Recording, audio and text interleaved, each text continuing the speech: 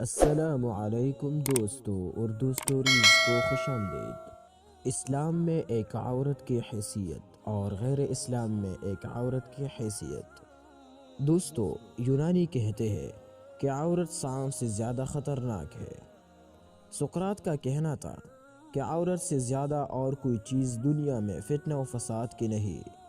بوناوٹیو کا قول ہے کہ عورت اس بچھو کے مانند ہے جو ڈنگ مارنے پر تلا رہتا ہے۔ یوحنا کا قول ہے کہ عورت شر کی بیٹی ہے اور امن و سلامتی کی دشمن ہے۔ رومن کیتھولک فرقے کی تعلیمات کی روح سے عورت کلام مقدس کو چھو نہیں سکتی اور عورت کو گرجا گھر میں داخل ہونے کی اجازت نہیں۔ عیسائیوں کی سب سے بڑی حکومت رومت الکبریٰ میں عورتوں کی حالت لونڈیوں سے بدتر تھی۔ ان سے جانوروں کی طرح کام لیا جاتا تھا۔ یورپ کے بہادر ترین عورت جون آف آرک کو زندہ جلا دیا گیا تھا۔ دور جاہلیت کے عربوں میں عورت کو اشعار میں خوب رسوا کیا جاتا تھا اور لڑکیوں کے پیدا ہونے پر ان کو زندہ دفن کر دیا کرتے تھے۔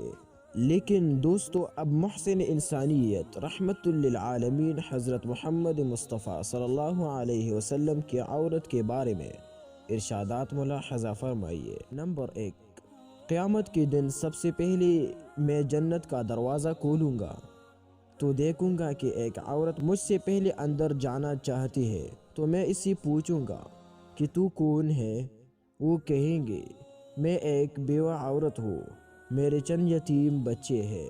جس عورت نے اپنے رب کی اطاعت کی اور شوہر کا حق ادا کیا اور شوہر کی خوبیاں بیان کرتی ہے اور اس کے جان و مال میں خیانت نہیں کرتے، تو جنت میں ایسی عورت اور شہید کا ایک درجہ ہوگا۔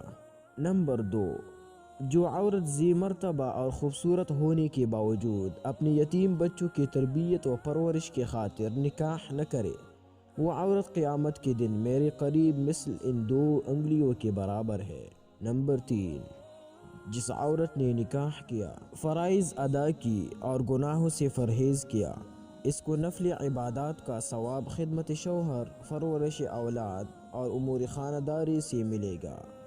نمبر 4، جب عورت حاملہ ہوتی ہے تو اسے اللہ تعالیٰ کے راستے میں روزہ رکھ کر جہاد کرنے اور رات کو عبادت کرنے والی عورت کے برابر ثواب ملتا ہے۔